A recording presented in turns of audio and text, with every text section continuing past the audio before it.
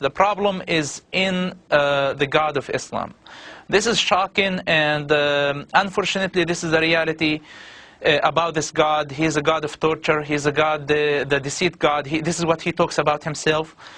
You are going to make millions, millions upon millions of Muslims very, very angry. I'm not trying to offend Muslims. I love them. Those Muslims are my family. But you are going to offend people, and you are going to put your life in danger, aren't you, by doing this? Some of them will be offended. Some of them will be offended. But I am sure, I believe that many of them will wake up. Some of them will try to kill you. They will. They will. If they will kill me, they will kill this body. But the question, what about my soul? What about my ideas? What about my beliefs that I shared with everybody? Will they be able to kill this? I don't think so. These comments are coming from a man who is not just any Palestinian, but the son of Sheikh Hassan Yousef, one of the founders of Hamas. Mosab Hassan is also a young man who himself, until just a few years ago, was president of the Islamic Youth Movement. And his denunciations of Islam are harsh and startling. Every Muslim who read the Quran, if they allow themselves to listen to this Quran and believe in the same time that this is from God, I think they are sick and they need help. I believe that Islam is collapsing already. Because it's collapsing? It is collapsing. It looks from the outside, it's growing, but from the inside, it's completely collapsing. It's not giving answers to the people. It's not improving their lives. It's not helping them at all. Within 10 years, that's it. Islam is going to be over. Hamas start to get suspicious about everybody, about themselves, about their wives, about their children, about everybody. If they torture, you're not allowed to say anything. If they kill people, you're not allowed to say anything. If they teach you something wrong... They torture and they kill people in the jail? They tortured and they killed people. Their own people? Their own people. Like put needles under their fingernails. They put needles under the fingernails? Needles under their fingernails. Hamas leaders that we see them on the TVs now, okay, and big leaders were responsible for torturing their own members. In studying the Quran, Mosab Hassan found what he calls thousands of inconsistencies. What Muslim sheikhs or religious people do, that they focus on only one part of Islam. Which part do they focus on? The part that they need for that time. If it's a war zone, if it's wartime, they're talking about jihad. They bring the verses that, so it's like very political religion. And this way, I discovered that the Islam is the most bipolar religion on earth, that you can find whatever you want. So the Quran contradicts itself? In so many ways. Within days of us broadcasting that interview, it spread across the internet like wildfire. Days after that, Al-Qaeda itself stepped up in the absence of Hamas making any comment, criticized Hamas for allowing him to get away from the organization, and then concluded their internet statement by quoting the words of the Prophet Muhammad, chilling words. They said, "Whoever changes his religion, kill him." That being a reference to the fact that Mosab Hassan not only has left Hamas, but has now turned his back on Islam and converted to Christianity. I love Jesus immediately. Why? Love your enemy. That was the one that moved me from like deep and changed my life forever. I've been suffering for a long time. It's like my medicine became. It's not a drug. It's not it's not like Quran. Quran is a drug. The Quran is a drug, you say? Islam is a drug. To be honest with you, being killed is not the worst thing can happen to me.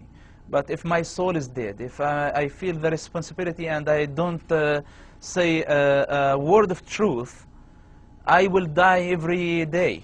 The biggest terrorist is the God of the Quran. I know this is very dangerous. And I know this is this will offend many people, but my goal not to offend them.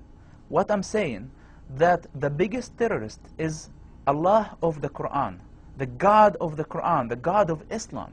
Since Yousef's book was published, his father, Sheikh Hassan Yousef, has publicly disowned his son. I want to ask you, of course, to pray for me and pray for my family. They were under lots of pressure. The last time I talked to my dad, he told me, I asked him to disown me because I know how difficult this is for them. And he told me this is not an option. I know their hearts. They're good people. But unfortunately, their God doesn't have a minimum amount of humanity. He unskinned their humanity. He wants them to be beasts. Our problem is with their God. Our problem is with their ideology. Please to understand the difference between Islam and Muslims. Please, Muslims are wonderful people. The worst criminal terrorist Muslim has moralities, responsibilities, logics than the God of the Quran. And what I see that governments are hunting the street drug dealers when they are trying to catch somebody like Bin Laden. How old Bin Laden is? 50 years, 60 years, and how long he's gonna survive? For the next 15 years? We have a problem with a gangster has been for the last 1400 years, and he will be there for the next 500 years if nobody will stop him. And our war is with him. My war is with him. My God's war is with him. If Jesus Christ was here now, right now, and you ask him a question, what do you think about the God of the Quran and the God of Islam? What his answer will be. But I'm telling you, the problem is much bigger than Hamas. The problem is in the God of Islam. This is shocking, and unfortunately, this is the reality about this God. He's a God of torture. He's a God, the deceit God. This is what he talks about himself.